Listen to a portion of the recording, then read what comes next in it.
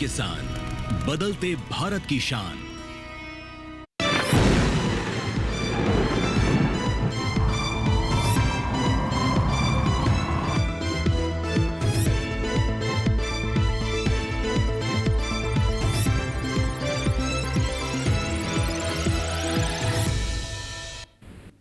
नमस्कार, आप देख रहे हैं दूरदर्शन किसान। मौसम खबर में आप सभी का स्वागत है। मैं हूं आपके साथ मोनालिसा। मौसम खबर में बताएंगे आपको कहां चल सकती है शीतलहर, कहां होगी बारिश और तापमान, वायु गुणवत्ता का हाल भी आपको बताएंगे। लेकिन आइए पहले बड़ी खबरों पर नजर डाल लेते हैं। तो मौसम से जुड़ी ही 5 बड़ी खबरों में सबसे पहले बात करेंगे हिमाचल प्रदेश की। कहीं कहीं बेहद सर्द हवाएं चलने के साथ ही पाला पड़ने के भी आसार यहां पर नजर आ रहे हैं। उत्तराखंड की बात की जाए तो यहां भी पाला पड़ने की संभावना कहीं कहीं बनती हुई दिख रही है। इसके अलावा बात करें जम्मू कश्मीर की तो कहीं कहीं सर्द हवाएं जम्मू कश्मीर में चल सकती हैं। इसके साथ ही आइए अब आगे बढ़ते हैं, जान लेते हैं पंजाब के बारे में। कहीं कहीं घना कोहरा छा सकता है पंजाब के कुछ इलाकों में। और इसके साथ ही ओडिशा की बात करें तो यहां पर भी घना कोहरा कहीं कहीं छाने के आसार बनते हुए दिख रहे हैं।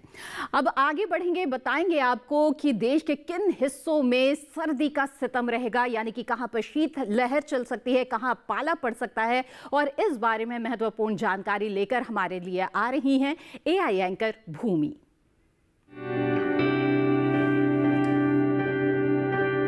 नमस्कार किसान भाइयों और बहनों, आप देख रहे हैं सर्द अपडेट डीडी किसान पर।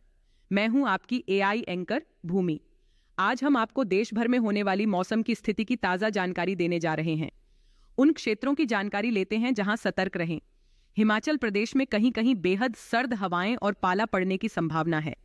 अब उन क्षेत्रों की जानकारी लेते हैं जहां नजर बनाए रखें। उत्तराखंड में कहीं कहीं पाला पड़ सकता है। जम्मू कश्मीर और लद्दाख में कहीं कहीं सर्द हवाएं चल सकती हैं। पंजाब, हरियाणा, ओडिशा, झारखंड, उप हिमालयी पश्चिम बंगाल, सिक्किम और असम, मेघालय में कहीं कहीं सुबह और शाम को घना कोहरा छाने की संभावना है। बाकी सभी राज्यों में फिलहाल कोई विशेष चेतावनी नहीं है। यह थी मौसम की ताजा जानकारी। कृपया सुरक्षित रहें। धन्यवाद। धन्यवाद भूमि, इस अहम जानकारी के लिए। तो जाना आपने देश के वो कौन से हिस्से हैं जहां पर सर्द हवाएं चल सकती हैं या फिर पाला पड़ सकता है, सावधान रहें। आगे बढ़ते हैं और जान लेते हैं अब मौसम पूर्वानुमान के बारे में।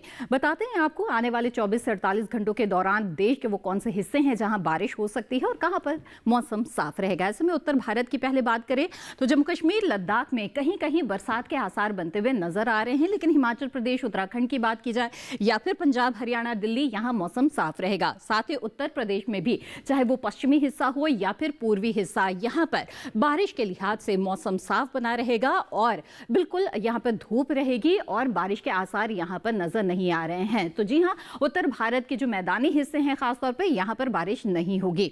इसके अलावा पूर्वी पूर्वोत्तर भारत की बात करें तो ओडिशा में कहीं कहीं बादल बरस सकते हैं। साथ ही अरुणाचल प्रदेश, असम, मेघालय, उप हिमालय पश्चिम बंगाल, सिक्किम, नागालैंड, मणिपुर, मिजोरम और त्रिपुरा में भी कहीं कहीं बरसात के आसार हैं। लेकिन बिहार, झारखंड और गांगे पश्चिम बंगाल की बात की जाए तो यहां पर बारिश के लिहाज से मौसम साफ रहेगा। अंडमान निकोबार में अनेक स्थानों पर बरसात के आसार हैं। इसके साथ ही आपको बता दें तटीय आंध्र प्रदेश, रायलसीमा, तमिलनाडु, पुडुचेरी और केरल में कहीं कहीं बादल बरस सकते हैं। लेकिन तेलंगाना और कर्नाटक में बरसात के आसार नहीं है, यहां पर मौसम साफ रहेगा।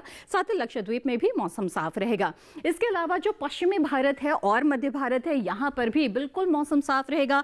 गुजरात, सौराष्ट्र, कच्छ की बात करें या फिर राजस्थान की, वहीं कोंकण, गोवा, मध्य महाराष्ट्र, मराठवाड़ा, विदर्भ, मध्य प्रदेश और छत्तीसगढ़ में भी मौसम बिल्कुल साफ बना रहेगा और यहां पर भी बरसात के आसार नजर नहीं आ रहे हैं। अब जान लेते हैं पिछले 24 घंटों के मौसम का हाल। उत्तर भारत पर खासतौर पर नजर डालें तो यहां पर जम्मू कश्मीर में सर्द हवाएं चली हैं, हिमाचल प्रदेश में सर्द हवाएं चली है, साथ ही पाला भी पड़ा है। उत्तराखंड में भी सर्द हवाओं के साथ साथ कहीं कहीं पाला भी पड़ा है। पश्चिमी उत्तर प्रदेश, हरियाणा, पूर्वी राजस्थान, पश्चिमी राजस्थान में कोहरे का असर रहा। पंजाब में कहीं पाला तो कहीं सर्द हवाएं चली, कहीं कहीं कोहरा भी रहा है। ओडिशा की बात की जाए तो यहां पर बादल बरसे हैं। गांगे पश्चिम बंगाल में भी बरसात दर्ज हुई है। साथ ही अरुणाचल प्रदेश, असम, नागालैंड, मणिपुर, मिजोरम और त्रिपुरा में भी पिछले 24 घंटों के दौरान बरसात दर्ज हुई है। जी हां, तो पूर्वोत्तर के कुछ हिस्सों में बारिश हुई है पिछले 24 घंटों में। दक्षिण भारत की बात करें तो तेलंगाना, तटीय आंध्र प्रदेश, रायलसीमा में बारिश दर्ज की गई है। केरल, तमिलनाडु, पुडुचेरी में भी बादल बरसे हैं। इसके अलावा अंडमान निकोबार द्वीप समूह में भी पिछले 24 घंटों के दौरान बारिश हुई है। तो दक्षिण भारत के भी कुछ हिस्से हैं जहां पर पिछले 24 घंटों में बारिश हुई है। इसके अलावा मध्य भारत पर आइए नजर डालते हैं। तो अगर खास तौर पर पश्चिमी पूर्वी मध्य प्रदेश की बात करें तो यहाँ पे कोहरे का असर नजर आया है। साथ ही छत्तीसगढ़ में भी घना कोहरा रहा है। वहीं सौराष्ट्र कच्छ में सर्द हवाओं का असर नजर आया है। यहाँ पर सर्द हवाएं चली हैं। इसके साथ यहाँ पर मौसम खबर में वक्त हो चला है छोटे से ब्रेक का। ब्रेक के बाद आपको तापमान का हाल बताएंगे। आप बने रहें दूरदर्शन किसान पर।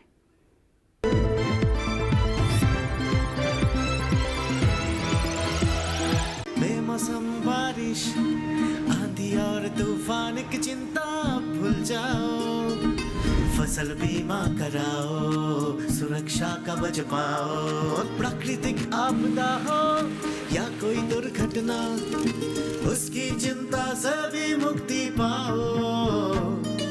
फसल बीमा कराओ। हमने फसल बीमा योजना को अधिक प्रभावी बनाया, उसके दायरे में ज्यादा किसानों को लाए। अब तक 19 करोड़ 67 लाख से अधिक किसान आवेदनों को फसल मुआवजा मिला। रबी फसल बीमा के लिए शीघ्र पंजीकरण कराएं। बैंक शाखा, बीमा कंपनी, कृषि ऋण समिति, जन सेवा केंद्र से संपर्क करें या www.pmfby.gov.in पर ऑनलाइन आवेदन करें। बीमा कंपनी के प्रतिनिधि से घर बैठे एड ऐप द्वारा बीमा करा सकते हैं। फसल बीमा से संबंधित जानकारी के लिए हेल्पलाइन नंबर 14447 पर कॉल करें। फसल बीमा कराओ, सुरक्षा कवच पाओ। कब तक लंबी लाइनों में उम्र बिताइएगा? डिजिटल पेमेंट अपनाइए, चुटकी में हल पाइए। पुराने तरीके कब तक अपनाइएगा? डिजिटल पेमेंट बहुत आसान है। देखिए, चुटकी में पेमेंट चुका। बटुआ ढूंढ रहे हैं? डिजिटल पेमेंट अपनाइए, कभी भी कहीं भी और सुरक्षित। हमने तो इन्हें डिजिटल पेमेंट करना सिखा दिया है। आपने? RBI कहता है कि डिजिटल पेमेंट अपनाओ, औरों को भी सिखाओ।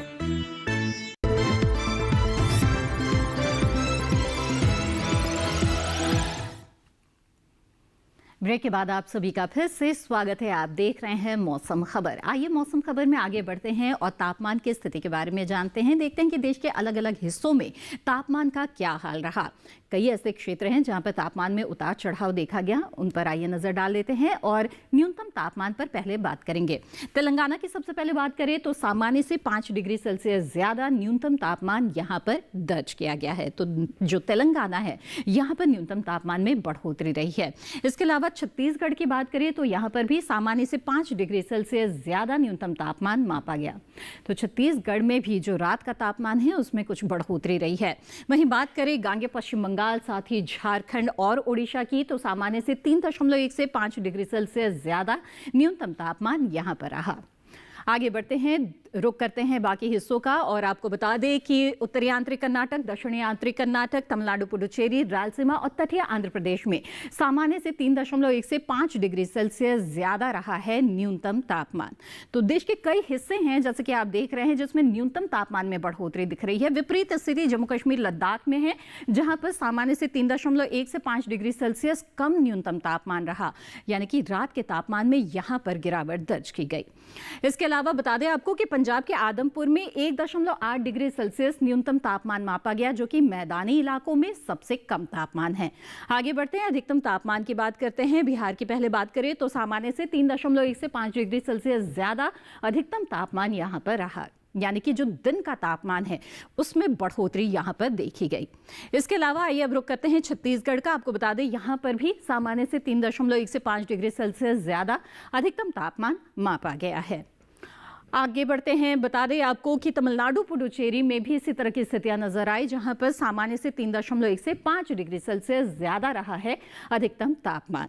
जी हाँ, तो कई क्षेत्र है जिसमें अधिकतम तापमान में बढ़ोतरी दिख रही है। विपरीत स्थिति नजर आई पश्चिमी राजस्थान में, सौराष्ट्र कच्छ में, जहां पर सामान्य से 3.1 से 5 डिग्री सेल्सियस कम अधिकतम तापमान मापा गया, यानी कि दिन के तापमान में यहां पर गिरावट दर्ज की गई। और बात करें ओडिशा की, साथ ही तटीय आंध्र प्रदेश की, तो यहां पर भी सामान्य से 3.1 से 5 डिग्री सेल्सियस कम रहा है अधिकतम तापमान। दिन के तापमान में यहां पर भी गिरावट इस वक्त दिख रही है।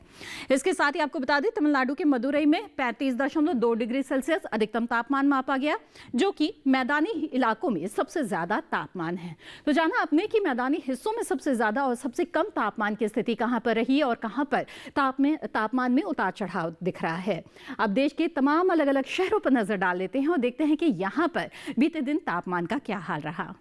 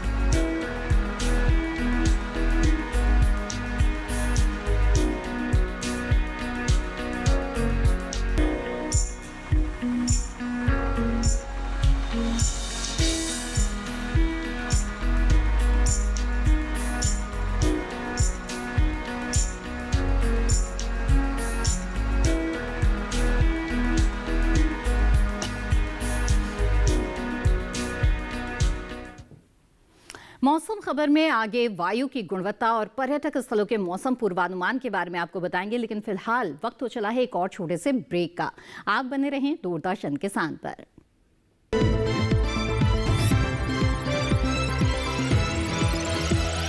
बेमौसम बारिश, आंधी और तूफान की चिंता भूल जाओ, फसल बीमा कराओ, सुरक्षा कवच पाओ। प्राकृतिक आपदा हो या कोई दुर्घटना, उसकी चिंता से भी मुक्ति पाओ, फसल बीमा कराओ। हमने फसल बीमा योजना को अधिक प्रभावी बनाया, उसके दायरे में ज्यादा किसानों को लाए। अब तक 19 करोड़ 67 लाख से अधिक किसान आवेदनों को फसल मुआवजा मिला। रबी फसल बीमा के लिए शीघ्र पंजीकरण कराएं। बैंक शाखा, बीमा कंपनी, कृषि ऋण समिति, जन सेवा केंद्र से संपर्क करें या www.pmfby.gov.in पर ऑनलाइन आवेदन करें। बीमा कंपनी के प्रतिनिधि से घर बैठे एड ऐप द्वारा बीमा करा सकते हैं। फसल बीमा से संबंधित जानकारी के लिए हेल्पलाइन नंबर 14447 पर कॉल करें। फसल बीमा कराओ, सुरक्षा कवच पाओ।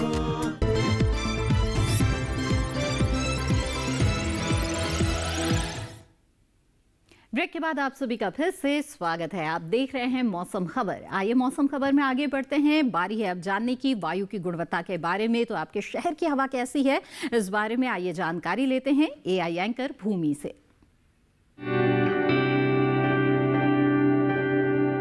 अब बढ़ते हैं आगे और जानते हैं कि देश के अलग अलग शहरों में वायु की गुणवत्ता का हाल। सबसे पहले बात करते हैं दिल्ली की, जहां वायु गुणवत्ता खराब श्रेणी में रही। यहां गुणवत्ता सूचकांक 376 दर्ज किया गया। पुणे की बात करें तो यहां वायु गुणवत्ता संतोषजनक रही। यहां गुणवत्ता सूचकांक 111 दर्ज किया गया। मुंबई की वायु गुणवत्ता भी संतोषजनक रही। यहां गुणवत्ता सूचकांक 157 दर्ज किया गया। कोलकाता में वायु गुणवत्ता संतोषजनक श्रेणी में रही। यहां गुणवत्ता सूचकांक 103 दर्ज हुआ। लखनऊ में वायु की गुणवत्ता थोड़ी खराब रही। यहां गुणवत्ता सूचकांक 219 दर्ज किया गया। पटना में वायु की गुणवत्ता भी थोड़ी खराब श्रेणी में रही। यहां गुणवत्ता सूचकांक 238 दर्ज हुआ। हैदराबाद की वायु गुणवत्ता संतोषजनक रही। यहां गुणवत्ता सूचकांक 116 दर्ज किया गया। अहमदाबाद में वायु की गुणवत्ता भी संतोषजनक श्रेणी में रही। यहां गुणवत्ता सूचकांक 159 दर्ज किया गया। बेंगलुरु की वायु गुणवत्ता अच्छी रही। यहां गुणवत्ता सूचकांक 77 दर्ज किया गया। कृपया अपनी सेहत का ध्यान रखें। हम फिर मिलेंगे, तब तक के लिए नमस्कार। धन्यवाद भूमि इस जानकारी के लिए। तो जाना आपने कि अलग अलग शहरों में इस वक्त वायु गुणवत्ता का स्तर किस तरह का है। आगे बढ़ते हैं और पर्यटन पूर्वानुमान पर नजर डाल लेते हैं। जी हाँ, पर्यटक स्थलों पर आने वाले 4 दिनों के दौरान आपको किस तरह का मौसम मिलेगा, आइए आपको बताते हैं। और ऐसे में सबसे पहले हम शुरुआत करते हैं लद्दाख के लेह से। तो यहाँ पर रविवार को हल्के बादल छा सकते हैं। 1 से -11 तक तापमान जा सकता है। वहीं सोमवार को भी ये तापमान बरकरार रहेगा। हल्के बादल छाने के आसार बने हुए हैं। मंगलवार को भी इसी तरह की स्थितियां नजर आ रही है। बुधवार को मौसम बिल्कुल साफ हो जाएगा और 1 से -10 के बीच तापमान की स्थिति रहेगी। तो बहुत ज्यादा उतार चढ़ाव तापमान में नहीं है लेह में। आगे बढ़ते हिमाचल प्रदेश के कुल्लू की बात करते हैं तो रविवार को बिल्कुल साफ मौसम मिलेगा आपको। 17 से 0 के बीच तापमान की स्थिति रहेगी। सोमवार को हालांकि हल्के बादल छा सकते हैं, तापमान बरकरार रहेगा। मंगलवार को 17 से 1 के बीच तापमान रहेगा, यानी कि न्यूनतम तापमान में 1 डिग्री की बढ़ोतरी रहेगी। बुधवार को मौसम बिल्कुल खुल जाएगा, न्यूनतम तापमान में फिर से 1 डिग्री की बढ़ोतरी के साथ 17 से 2 के बीच यहां पर तापमान की स्थिति रहेगी। अब जान लेते हैं कि उत्तराखंड के ऋषिकेश में किस तरह का हाल रहेगा। तो यहां रविवार को सुबह धुंध छाई हुई मिल सकती है। 25 से 7 के बीच तापमान रहेगा, जो अगले दिन भी बरकरार रहेगा। यहां तक कि मंगलवार और बुधवार तापमान की स्थिति लगातार ऐसी ही बनी रहेगी। सोमवार से लेकर बुधवार के बीच में मौसम बिल्कुल साफ मिलेगा आपको। जी हाँ, तो और मौसम तो बिल्कुल साफ रहेगा ही, और तापमान में भी किसी तरह का उतार चढ़ाव नहीं है, तो बहुत ज्यादा फेरबदल नहीं है। बिहार के नालंदा की बात करें तो यहाँ पर सुबह आपको कोहरा मिल सकता है, लेकिन दिन चढ़ने के साथ साथ मौसम बिल्कुल साफ हो जाएगा। रविवार को तापमान रहेगा 26 से 13 के बीच में। सोमवार को 1 डिग्री की गिरावट हम तापमान में देख रहे हैं, और 25 से 12 तापमान का स्तर रहेगा, जो अगले दिन भी बरकरार रहेगा। लेकिन अगर बुधवार की बात की जाए तो न्यूनतम तापमान में 2 डिग्री की बढ़ोतरी आ सकती है, और 25 से 14 के बीच यहाँ पर तापमान का हाल रहेगा। अब जान लेते हैं पश्चिम बंगाल के दार्जिलिंग में कैसी स्थिति रहेगी। तो रविवार सोमवार की बात करें तो हल्के बादल छा सकते हैं, तापमान में हल्का उतार चढ़ाव है। 14 से 6 तापमान रहेगा रविवार को, तो 1 डिग्री की गिरावट जो है वो अधिकतम तापमान में रहेगी। 15 से 6 तापमान हो जाएगा। 14 से 6 के बीच तापमान मंगलवार और बुधवार को रहेगा। साथ ही मंगलवार बुधवार को मौसम बिल्कुल साफ हो जाएगा, बिल्कुल खुला मौसम रहेगा और धूप निकली रहेगी। वहीं बात करें असम के काजीरंगा की, तो यहाँ पर रविवार को सुबह जो है धुंध छाने के साथ ही दिन चढ़ने के साथ आपको हल्के बादल भी मिल सकते हैं, और 26 से 9 के बीच तापमान रहेगा। सोमवार तक आते आते हल्की बारिश के भी आसार बनते हुए दिख रहे हैं। मंगलवार को भी बारिश हो सकती है, जहां पर सोमवार को 25 से 10 तापमान रहेगा, यानी कि 1 डिग्री की गिरावट आएगी तापमान में। तो मंगलवार को फिर से 1 डिग्री की बढ़ोतरी, बुधवार को फिर से तापमान में 1 डिग्री की गिरावट दर्ज होगी। वहीं पर आगे बढ़ते मध्य प्रदेश के चित्रकूट की बात करें तो यहां पर आपको बता दें कि आपको धुंध सुबह के समय मिल सकती है। तापमान की बात की जाए तो 28 डिग्री सेल्सियस अधिकतम तापमान रहेगा रविवार सोमवार को। तो न्यूनतम तापमान में हम देख रहे हैं कि 1 डिग्री की बढ़ोतरी है रविवार से सोमवार के बीच में। वहीं मंगलवार को तापमान रहेगा 27 से 13, तो बुधवार को 26 से 11 के बीच तापमान है। तो तापमान में लगातार उतार चढ़ाव की स्थितियां यहां पर रहेंगी। केरल के कोट्टायम पर आइए नजर डाल लेते हैं। तो यहां पर रविवार और सोमवार को हल्के बादल छाने के आसार नजर आ रहे हैं। 35 डिग्री सेल्सियस अधिकतम तापमान रहेगा, तो 23 डिग्री सेल्सियस न्यूनतम तापमान बना रहेगा। मंगलवार को हल्की धुंध भी छा सकती है। वहीं बुधवार तक आते आते फिर से हल्के बादल छाने के आसार यहां पर नजर आ रहे हैं। बहुत ज्यादा यहां पर भी तापमान में कोई उतार चढ़ाव की स्थितियां नहीं दिख रही है, एक साथ तापमान रहेगा। तमिलनाडु के ऊटी की अगर बात की जाए तो यहां पर बारिश की स्थितियां बनती हुई नजर आ रही है। तापमान को अगर देखें तो इसमें बहुत ज्यादा कोई भी उतार चढ़ाव की स्थितियां नहीं है। अधिकतम तापमान 21 डिग्री सेल्सियस, न्यूनतम तापमान 9 डिग्री सेल्सियस यहाँ पर लगातार बना रहेगा। लेकिन अगर आप ऊटी का प्लान बना रहे हैं तो देख लें कि आने वाले 4 दिनों के दौरान यहाँ पर बारिश आपको मिल सकती है। जी हाँ, तो तमिलनाडु के ऊटी की बात हो गई, और जाना आपने कि अलग अलग पर्यटक स्थलों पर अगले 4 दिनों के दौरान आपको किस तरह का मौसम मिलेगा। अब आइए मौसम खबर में आगे बढ़ते हैं, बात करते हैं मौसम के लिहाज से खेती किसानी की। तो रबी फसलें लगी हुई हैं खेतों में, और किसानों को पूरा ख्याल रखना चाहिए अपने फसलों का, ताकि वो अच्छी पैदावार ले सके। देश के कई हिस्से ऐसे हैं जहां पर पाला भी पड़ रहा है, तो ऐसे में फसल को बचाने की बहुत जरूरत है। तो आइए जान लेते हैं कि कृषि वैज्ञानिकों की क्या सलाह है किसानों के लिए, और उन्हें इस वक्त किस तरह के समसामयिक कार्य करने चाहिए। इस बारे में महत्वपूर्ण जानकारी दे रहे हैं एआई एंकर कृष। नमस्कार, आप देख रहे हैं डीडी किसान। मैं हूं एआई कृष, और आज हम हिमाचल प्रदेश और जम्मू कश्मीर में होने वाली खेती किसानी से संबंधित सलाहों के बारे में पूरी जानकारी देंगे। हिमाचल प्रदेश के मध्यम ऊंचाई वाले उप आर्द्र इलाकों में इस समय सब्जियों और फलों की नर्सरी ठंड से बचाने के लिए पॉलीशीट या सरकंडा का प्रयोग करें। खेतों में नमी बनाए रखने और सतह से गर्मी के नुकसान को कम करने के लिए सब्जियों की 2 पंक्तियों के बीच सूखी घास की परत बिछाएं। इसके अलावा यहां सब्जियां समेत गेहूं और मटर जैसी खड़ी फसलों को पाले से बचाने के लिए शाम के समय हल्की सिंचाई करें। वहीं हिमाचल प्रदेश के उप पर्वतीय और निचले इलाकों में सरसों के खेतों में निराई गुड़ाई के अलावा विरलीकरण का काम करें।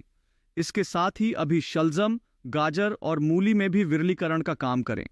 यहीं इस समय पालक, मेथी, ब्रोकली और सलाद पत्ता के खेतों में निराई गुड़ाई जैसे कार्य करें। हिमाचल प्रदेश के उप पर्वतीय और निचले इलाकों में ही प्याज की बुवाई जारी रखें। हिमाचल प्रदेश के ऊपरी नम इलाकों में गेहूं की बुवाई शुरू करें।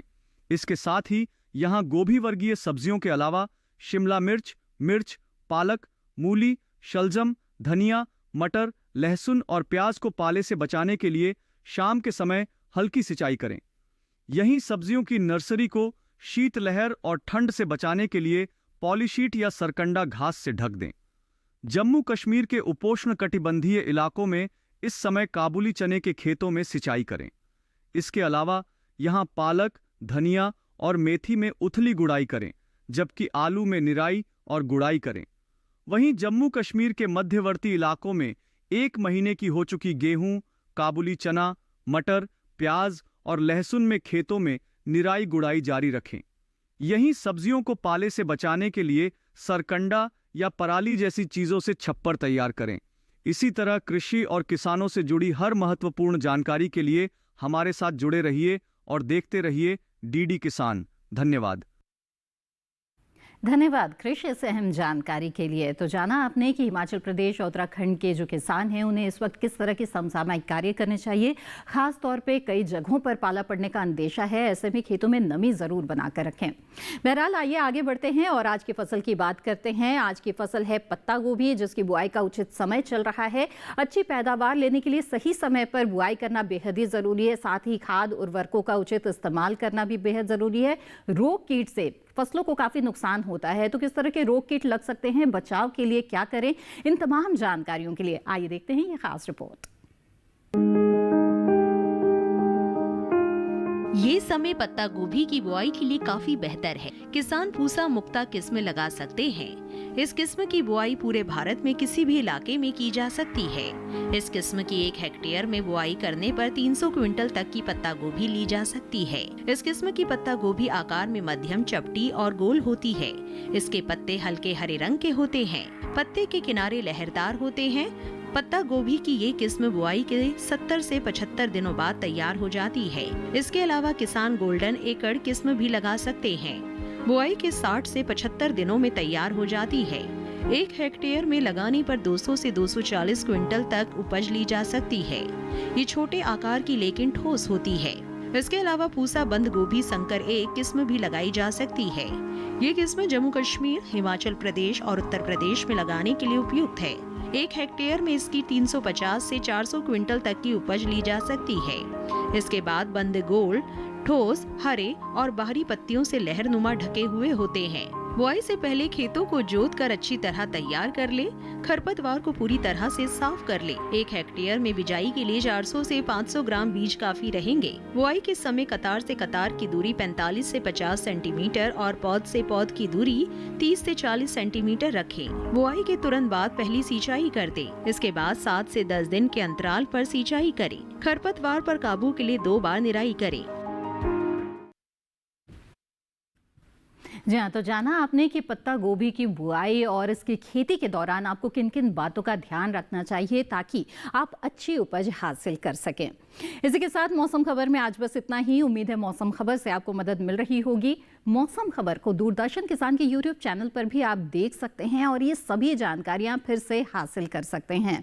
जी हाँ, YouTube चैनल से जुड़े और इसके लिए टीवी स्क्रीन पर दिखाए जा रहे इस QR कोड को स्कैन करें।